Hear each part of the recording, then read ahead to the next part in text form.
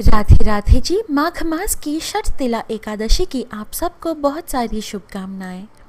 भक्तों, हमेशा की तरह जय माँ तुलसी लिखकर कमेंट अवश्य करें और यह वीडियो अच्छी लगे तो लाइक और सब्सक्राइब करना ना भूलें। तुलसी माता को विष्णु प्रिया कहा जाता है। तुलसी माता माँ लक्ष्मी की ही अवतार है। माँ लक्ष्मी को किस कारण धरती पर अवतार लेना पड़ा और वे कैसे तुलसी का पौधा बनी, आज के इस वीडियो में कथा के द्वारा हम प्रस्तुत कर रहे हैं। जय तुलसी माता। एक समय माँ लक्ष्मी और माँ सरस्वती दोनों के बीच विवाद हो गया था कि कौन सबसे श्रेष्ठ है। माँ लक्ष्मी कहती कि वे श्रेष्ठ हैं, तो माँ सरस्वती कहती कि वे श्रेष्ठ हैं। दोनों एक बात पर आते हैं कि भगवान विष्णु जी निर्धारित करेंगे कि कौन सबसे श्रेष्ठ है। परंतु भगवान विष्णु जी योग निद्रा में लीन थे और उनके चरणों में माँ गंगे थी। माँ लक्ष्मी भी उनके हृदय के पास जा बैठी। किसी ने भी माँ सरस्वती को सम्मान सहित आसन नहीं दिया। इसे अपमान समझकर माँ सरस्वती ने माँ लक्ष्मी को श्राप दिया कि उन्हें अपने स्वामी श्री हरि विष्णु जी से जुदा होकर मृत्युलोक पर तुलसी बनकर जाना होगा, और गंगे को भी श्राप दिया कि धरती पर वे नदी बनकर बहेंगी और पापियों से घिरी रहेंगी। इस पर माँ लक्ष्मी ने भी माँ सरस्वती को श्राप दिया कि वे भी धरती पर नदी बनकर बहेंगी। इसी श्राप के कारण माँ सरस्वती धरती पर नदी बनकर उतर आई। उधर वैकुंठ धाम में माँ लक्ष्मी अपने किए पर पश्चाताप करने लगी। उन्हें यह बात भी सता रही थी कि भगवान विष्णु जी से दूर होकर मृत्युलोक पे जाना होगा। तो भगवान विष्णु जी ही उन्हें आश्वासन देते हैं कि माँ सरस्वती के श्राप से वे ही उन्हें मुक्त करेंगे। तब माँ लक्ष्मी उनकी आज्ञा से धरती पर उतरती है। धर्म नगरी के राजा धर्मध्वज माँ लक्ष्मी की कड़ी तपस्या कर रहे थे। उनकी तपस्या से प्रसन्न होकर माँ लक्ष्मी प्रकट हुई तो उन्होंने ना धन मांगा ना वैभव, बल्कि माँ लक्ष्मी को अपनी पुत्री रूप में पाने की इच्छा प्रकट की। इस बात से अत्यंत प्रसन्न होकर माँ लक्ष्मी ने उन्हीं के घर एक पुत्री के रूप में जन्म लिया। उस बच्ची का नाम उन्होंने देवी वृंदा रखा। परंतु भगवान विष्णु जी की माया से वे राजा के आंखों के सामने ही बाल्य अवस्था से युवा कन्या बन गई थी। मृत्युलोक पर देवी वृंदा को यह बात स्मरण नहीं था कि वे स्वयं माँ लक्ष्मी की अवतार हैं। उन्हें बस भगवान श्री हरि विष्णु जी को पाने की इच्छा थी। यही बात उनके पिताजी से प्रकट करके उनकी अनुमति से वे हिमालय में चली गए ताकि ब्रह्मा जी की तपस्या कर वे श्री हरि विष्णु जी को पाने का वर मांग सके। इतनी कठोर तपस्या तो महादेव को पाने के लिए माँ पार्वती ने ही किया था। देवी वृंदा की तपस्या से प्रसन्न होकर ब्रह्मदेव प्रकट हुए। उन्होंने इतना कहा कि दैत्य राजा के बेटे शंखाचूर से विवाह करना ही श्री हरि विष्णु जी को प्राप्त करने का मार्ग है। उसी समय हिमालयों में शंखाचूर भी ब्रह्मदेव की तपस्या कर रहा था ताकि वह अमरत्व का वर मांग सके। ब्रह्मदेव प्रकट हुए और उसे वरदान दिया कि उसके पत्नी के पतिव्रता में ही उसका अमरत्व छुपा है। तत्पश्चात हिमालयों में शंखाचूर और देवी वृंदा की भेंट होती है। वे परस्पर एक दूसरे को चाहने लगते हैं, परंतु कुछ ना कहते हुए अपनी अपनी राजधानी की ओर प्रस्थान करते हैं। इधर देवी वृंदा बेबस थी कि उनके प्यार को उनके माता पिता नहीं समझ पाएंगे और शंखचूर से विवाह ना होने पर ब्रह्मदेव को दिया वचन टूट जाएगा। प्राण जाए पर वचन न टूटे, यह सोचकर वे नर्मदा नदी में जल समाधि के लिए तैयार हो गई थी।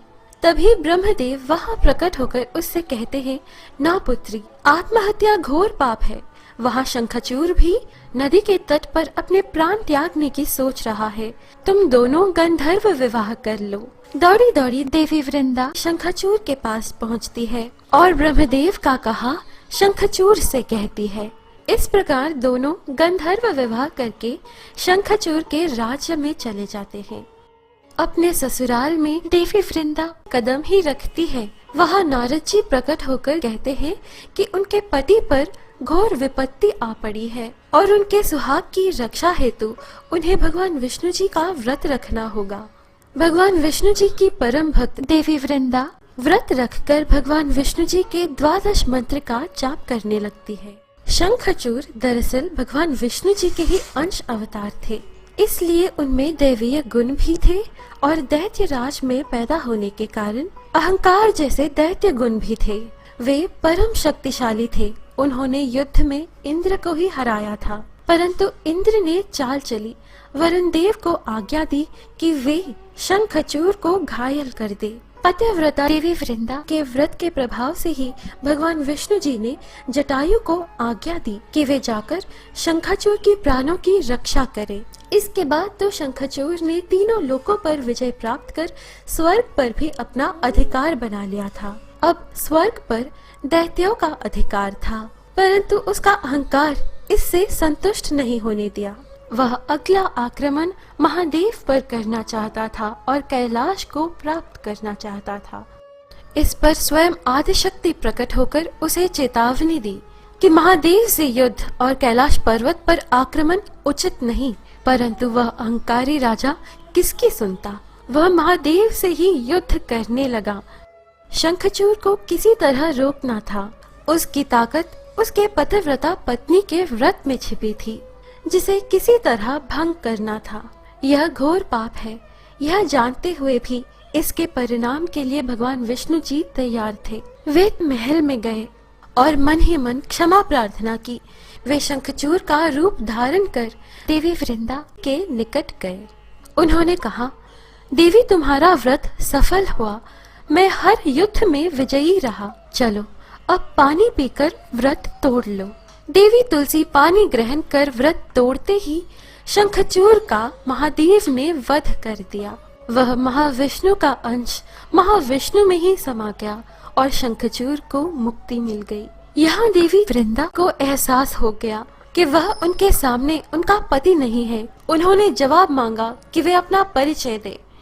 तब भगवान विष्णु जी अपने निज स्वरूप में आके उन्हें सारा वृत्तांत कह सुनाते हैं।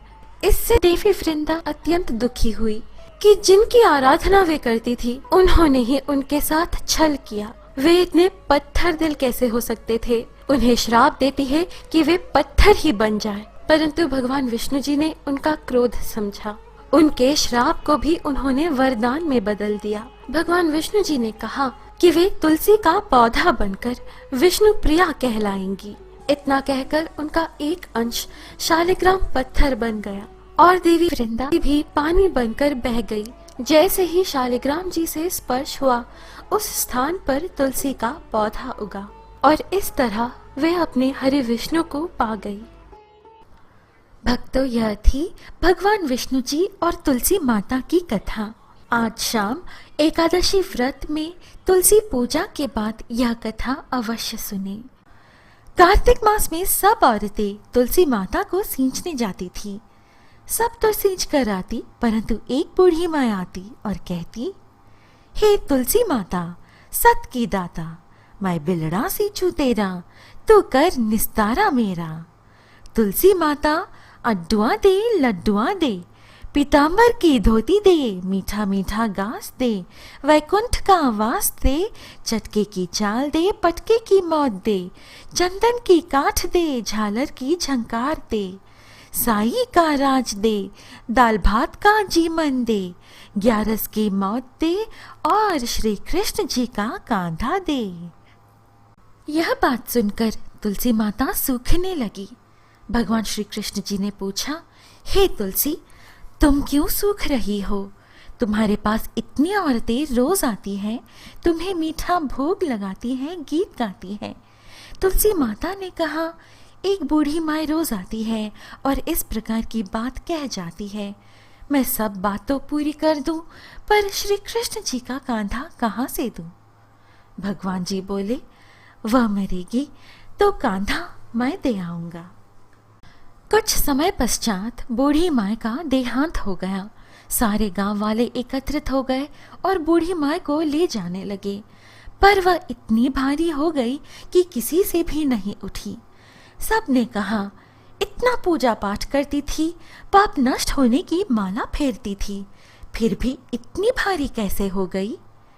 बूढ़े ब्राह्मण के रूप में भगवान जी वहां आए और पूछा, ये भीड़ कैसी है? तब वहां खड़े लोग बोले, ये बूढ़ी माँ मर गई है, पापिन थी इसलिए भारी हो गई है, किसी से भी उठ नहीं रही है। भगवान जी बूढ़ी माँ के पास जाकर कान में कहा, बूढ़ी माँ मन की निकाल ले, अड्डुआ ले लड्डुआ ले, पीतांबर की धोती ले, मीठा मीठा ग्रास ले, वैकुंठ का वास ले, चटक की चाल ले, चंदन की काठ ले, झालर की झंकार, दाल भात का जीमन ले, और श्री कृष्ण का कांधा भी ले। इतना सुनना था कि बुढ़िया हल्की हो गई। भगवान जी अपने कंधे पर ले गए और बुढ़िया को मुक्ति मिल गई। हे तुलसी माता, जैसे मुक्ति बूढ़ी माँ की करी वैसे ही हमारी भी करना, और जैसे उसको कंधा मिला वैसे सभी को देना। बोलो तुलसी माता की जय। प्रिय मित्रों, कथा सुनने के बाद आरती कर पूजा संपन्न की जाती है। जय जय तुलसी माता, जय जय तुलसी माता, सब जग की सुखदाता वरदाता। जय जय तुलसी माता, सब योगों के ऊपर, सब रोगों के ऊपर, रोज से रक्षा करके भवनिधि से त्राता। जय जय तुलसी माता, बटुपुत्री है श्यामा, सुरबली ग्राम्या, विष्णु प्रिय जो तुमको सेवे सुनर तर जाता। जय जय तुलसी माता, हरि के शीश विराजत, त्रिभुवन से हो वंदित, पतित जनों के तारिणी जग में विख्याता।